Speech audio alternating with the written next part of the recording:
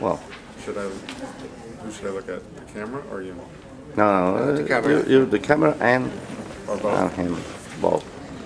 So, in Europe, the season is starting. How is performing the demand, the booking demand for Royal Caribbean? Well, it's still a little bit too early to say. It's hard for us to comment on these things until we have our quarterly earnings call. So we really don't have a chance to say much about the booking conditions until sort of at the end of April, which would be when we release our first quarter results and comment on the market moving forward. So we last talked about this in January, and there wasn't too much that we could say. So you'll hear a lot more from us about that in about a month and a half. Okay. Prices are higher or lower than the past year? We said that we expect prices to be higher. We haven't said any details.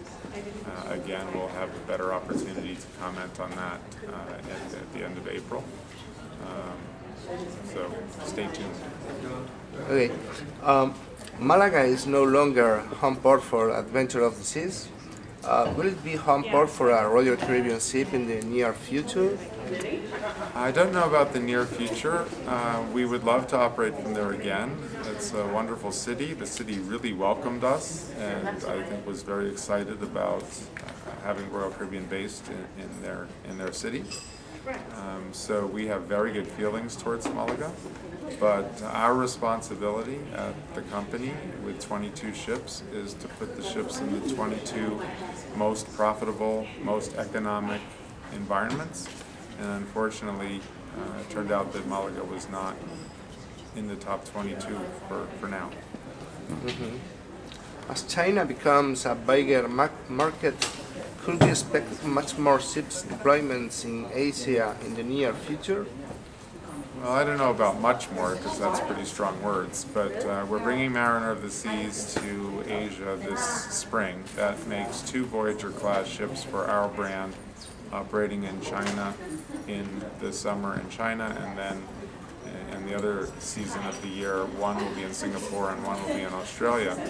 So it definitely is a statement of confidence and belief by us in the potential of these markets, especially the China market. And if it is successful, then probably we will grow. But all we can say at the moment is that we're very focused on the success of Mariner and Voyager, and that's where all of our efforts are going. Could you tell us something about innovations? In what areas will have innovations? The quantum class, cabins, restaurants, entertainment, ship architecture? All I can say about Quantum of the Seas, which I really would like to talk about, I have to tell you. It's becoming painful to keep these secrets. But is that she will continue the Royal Caribbean tradition of innovation. She will have wonderful spaces and features. She will have certain offerings that have never been seen before on a cruise ship. We're super excited about it. We're planning how we're going to launch this information and get people familiar with the concept. But unfortunately, I can't say anything today. I have to treat everyone equally. Okay. After the Triumph accident, is Royal Caribbean reviewing its own electrical systems and engine rooms? Well, the whole industry, it takes all incidents and accidents very, very seriously. And I'm really happy to say that in the last year, CLIA, the Industry Association, has become really a global entity, and that the level of cooperation between the cruise lines across the industry and CLIA is a completely new phenomenon. It's a breakthrough. And so we are all reviewing and doing risk assessments of our individual branded environments to make sure that we learn all the lessons that relate to redundancy of power and guest comfort and such. And so yes, we and the rest of the industry will be engaged in that effort in the upcoming months. 2 more questions, more locally focused. In which state are the negotiations to build a terminal in Montevideo?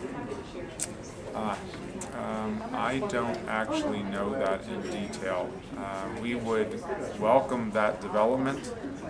We think that Uruguay has a real potential as the South American cruise market continues to grow, but I do not know the status. Okay, Brazil is asking for having a 365 years operation ship. Is that in the Royal Caribbean strategy? So Brazil would like to have a ship year-round every day? Yeah. Yeah. Well, we certainly look for year-round opportunities because year-round opportunities are the simplest for the operation, the most continuous to market, and